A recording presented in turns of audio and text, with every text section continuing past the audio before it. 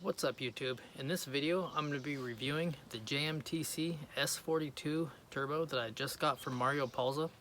If you haven't already, please hit that subscribe button and stick around. You're going to want to watch this whole video. No matter which Mini you drive, check out my Facebook group. It's called Mini Cooper DIY. I'll put a link to that in the description, or you can just go to Facebook and type Mini Cooper DIY in the search bar. You can find it that way. Let's get to the video. Okay, first and foremost, I just want to show it to you installed. I took my heat shield off. That's why there's no O2 sensor. But it's been running and driving for a few weeks now. It's hitting boost perfectly. I'm really liking it. I just wanted to show you guys what it looks like. It comes with this pink coating stuff on it. I don't know what it is, but it wipes off. When you order it, it comes with this steel braided oil feed line, which is good to replace every time you replace your turbo. So yeah, it's really nice that it came with that. I brought this magnet to show you. That does not stick. Doesn't stick. Does stick. Not supposed to stick there, but this is Inconel, so it's definitely a good quality turbo. It holds 22 psi pretty easily.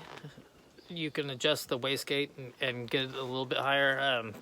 You know, you don't want to, obviously. 22 psi is where you want to be on a stock bottom end R56 like I have.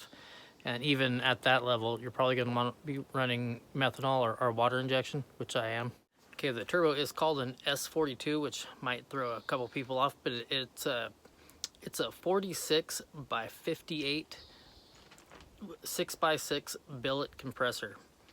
And the outside compressor housing is 6 millimeter larger in diameter than the OEM housing.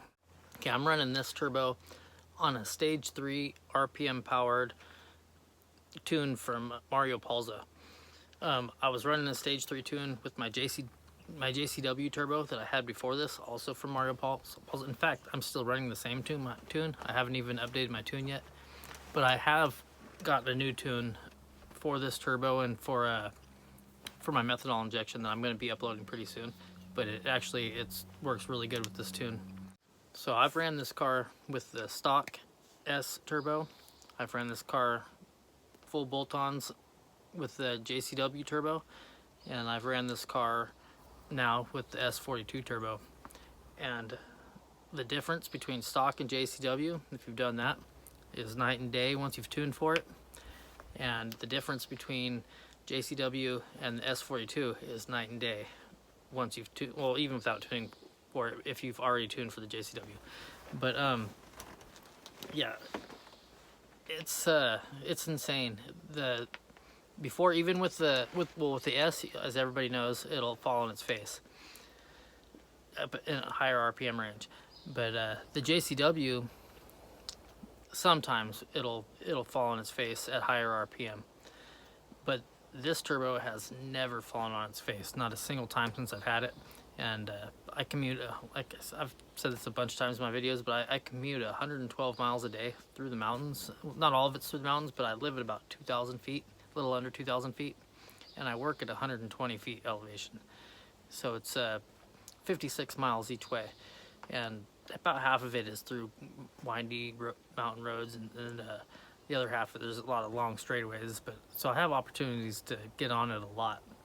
And this has never ever fallen on its face. And the difference too between this turbo and the JCW and even the S is when you're driving somewhere and on regular driving, you're just gonna pass somebody. With the S, you know, if you're fifth gear, 3,200 RPM, and you're gonna pass somebody, you put it in third and go around them, and you'll get around them pretty quickly. JCW, you drop it into third and do this and put the pedal to the floor like you would with the S, you're going to get around real quickly, and you're going to be going over 100 miles an hour by the time you get past them. With this turbo, same thing, but you don't need to put it in third. Put it in fourth, and you're still going to be going over 100 miles an hour by the time you pass them. It's got a lot. It feels like it's got a lot more torque. I've never had this car on the dyno. I will eventually, but it's definitely a lot faster than it was. As for how much horsepower I have, since like I said, I've never had it on a dyno, but when I got my tune for my JCW turbo, I was quoted that I would probably have up to 250 horsepower with the wheels, which is pretty on par with what people with the JCW turbos have said. I've seen people anywhere from 240 to 250, so I always figured I probably have about 240. Put it on the lower end with the same mods that I have. If you have to have the mods to go with it, not just the turbo.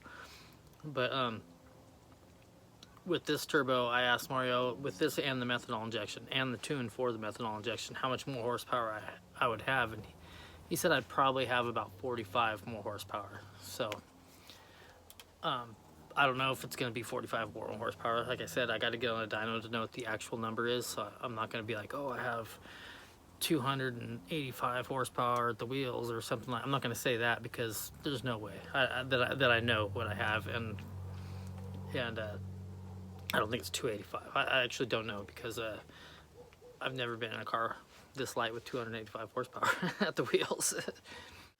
A lot of people have been asking about the sounds that my car makes with like my turbo and my DV Plus and my new intake and stuff like that. So I'm gonna save the driving aspect of this video. I'm gonna do one video just to show off everything in one video, so I don't gotta do a whole bunch of driving and a bunch of videos, because people don't really like, people on my channel at least don't really like watching those videos. So watch for that video. I'm gonna be doing it real soon. I might even do it this weekend. But if you haven't already, please hit that subscribe button. And if you like this video, give it a thumbs up. If you didn't like this video, give it a thumbs down, and I'll catch you in the next video.